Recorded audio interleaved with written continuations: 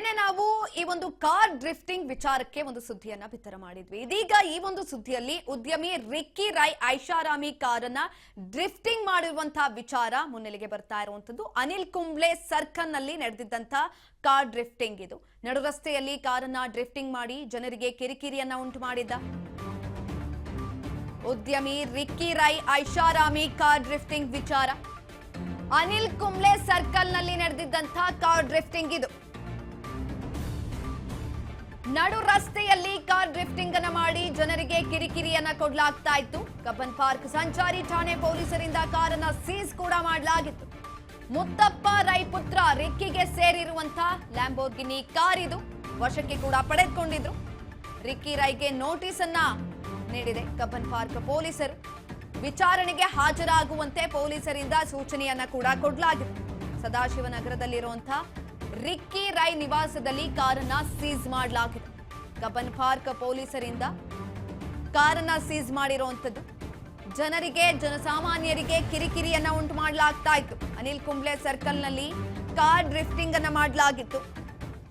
ಈ ಒಂದು ವಿಚಾರಕ್ಕೆ ಸಂಬಂಧಪಟ್ಟಂತೆ ನೋಟಿಸ್ ಅನ್ನ ಕೂಡ ಕೊಡಲಾಗಿದೆ. ಇದೀಗ ನಗರದ ಅನಿಲ್ ಕುಂಬ್ಳೆ ಸರ್ಕಲ್ ನಲ್ಲಿ ಐಷಾರಾಮಿ ಕಾರನ್ನ ಡ್ರಿಫ್ಟಿಂಗ್ ಪ್ರಕರಣಕ್ಕೆ ಸಂಬಂಧಿಸಿದಂತೆ ಲ್ಯಾಂಬೋರ್ಗಿನಿ ಕಾರನ್ನ ಕಬ್ಬನ್ ಪಾರ್ಕ್ ಸಂಚಾರ ಠಾಣೆ ಪೊಲೀಸರು ವಶಕ್ಕೆ ಕೂಡ ಪಡೆದುಕೊಂಡಿದ್ದಾರೆ.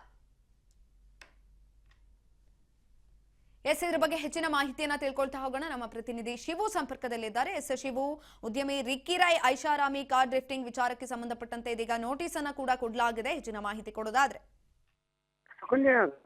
ರಿಕ್ಕಿ ರೈ ಮಗ ರಿಕ್ಕಿ ರೈ ಈಗ ಕಾರ್ ಡ್ರಿಫ್ಟಿಂಗ್ ನಲ್ಲಿ ಅವರ ಕಾರನ್ನ ಈಗ ಪೊಲೀಸರು ವಶಕ್ಕೆ ಪಡ್ಕೊಂಡಿರುವಂತದ್ದು.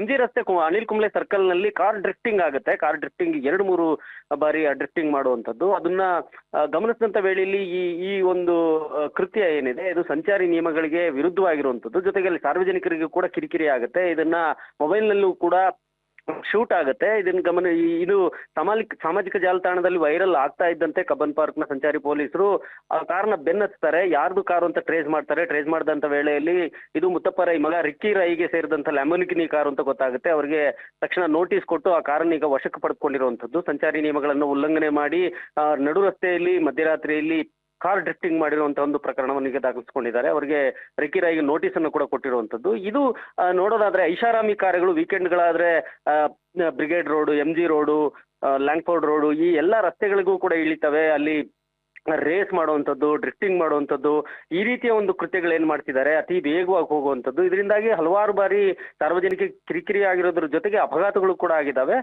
ಹೀಗಾಗಿ ಸಂಚಾರಿ ನಿಯಮಗಳನ್ನು ಉಲ್ಲಂಘನೆ ಮಾಡಿರೋದ್ರಿಂದಾಗಿ ಈಗ ಸದ್ಯಕ್ಕೆ ಕಬ್ಬನ್ ಪಾರ್ಕ್ ಪೊಲೀಸರು ನೋಟಿಸ್ ಅನ್ನ ನೀಡಿ ಕಾರನ್ನು ವಶಕ್ಕೆ ಪಡ್ಕೊಂಡಿರುವಂತದ್ದು. ತನಿಖೆಯನ್ನು ಕೂಡ ನಡೆಸ್ತಾ ಇದ್ದಾರೆ. ಸುಕನ್ಯಾ. ಎಸ್ ಶಿವು, ಇನ್ನೊಂದ್ ಕಡೆನಲ್ಲಿ ಎಲ್ಲೊಂದ್ ಕಡೆ ಈ ಕಾರಿನ ದಾಖಲೆಗಳು ಯಾರ ಹೆಸರಿನಲ್ಲಿದೆ ಅನ್ನುವಂತ ಮಾಹಿತಿ ಏನಾದ್ರೂ ಲಭ್ಯ ಆಗಿದ್ಯಾ? ಯಾಕಂತಂದ್ರೆ ಮುತ್ತಪ್ಪ ರೈ ಪುತ್ರ ಅವರ ಹೆಸರಿನಲ್ಲೇ ಇದೆಯಾ? ಅದನ್ನ ಹೊರತುಪಡಿಸಿ ಬೇರೆಯವರ ಹೆಸರಿನಲ್ಲಿ ಏನಾದ್ರೂ ಕಾರನ್ನ ತೆಗೆದುಕೊಳ್ಳಲಾಗಿತ್ತಾ? ಇದನ್ನ ಈಗ ಇನ್ನೂ ಪರಿಶೀಲನೆ ಮಾಡ್ತಾ ಇರುವಂತದ್ದು.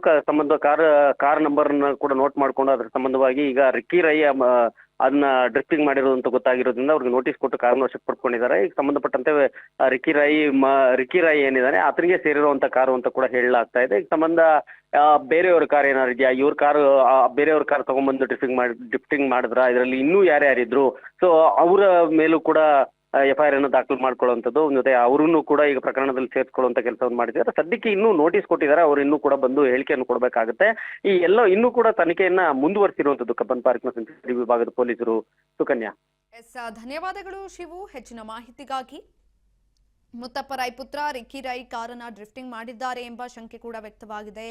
ಇದೇ ಕಾರಣಕ್ಕೆ ರಿಕ್ಕಿ ರೈಗೆ ಇದೀಗ ನೋಟಿಸ್ ಅನ್ನ ಕೂಡ ಕೊಡಲಾಗಿದೆ. ವಿಚಾರಣೆಗೆ ಹಾಜರಾಗುವಂತೆ ನೋಟಿಸ್ ಅನ್ನ ಕೊಟ್ಟಿರುವಂತದ್ದು. ಸಂಚಾರಿ ಪೊಲೀಸರು ಈ ಕುರಿತಾಗಿ ಸೂಚನೆಯನ್ನ ಕೂಡ ಕೊಟ್ಟಿದ್ದಾರೆ. ಅಲ್ಲದೆ ಕಾರಿನ ದಾಖಲೆಗಳು ಯಾರ ಹೆಸರಿನಲ್ಲಿವೆ ಅಂತ ಪರಿಶೀಲನೆಯನ್ನ ಕೂಡ ಮಾಡಲಾಗ್ತಾ ಇದೆ. RTOಗೆ ಈ ಕುರಿತಾಗಿ ಪೊಲೀಸರು ಪತ್ರವನ್ನ ಕೂಡ ಬರೆದಿದ್ದಾರೆ. ಯಾರ ಹೆಸರಿನಲ್ಲಿದೆ ಅದನ್ನ ತಿಳ್ಕೊಂಡು ಹೇಳಿ ಅಂತ. ಇನ್ನೊಂದು ಕಡೆನಲ್ಲಿ ರಿಕ್ಕಿ ರೈ ಡ್ರಿಫ್ಟಿಂಗ್ ಮಾಡಿರೋ ಬಗ್ಗೆ CCTV ದೃಶ್ಯಾವಳಿಗಳು ಕೂಡ ಸಿಕ್ಕಿರುವಂತದ್ದು. ಬೆಂಗಳೂರಿನಲ್ಲಿ ಇತ್ತೀಚೆಗೆ ಇದು ಜಾಸ್ತಿ ಆಗ್ತಾ ಇತ್ತು. ಇದರಿಂದ ಜನರು ಕೂಡ ಕಿರಿಕಿರಿಯನ್ನ ಉಂಟು ಮಾಡ್ತಾ ಇದ್ರು. ಹಾಗಾಗಿ ಪೊಲೀಸರು ಇದೀಗ ಕ್ರಮವನ್ನ ತೆಗೆದುಕೊಳ್ಳೋದಕ್ಕೆ ಮುಂದಾಗಿದ್ದಾರೆ.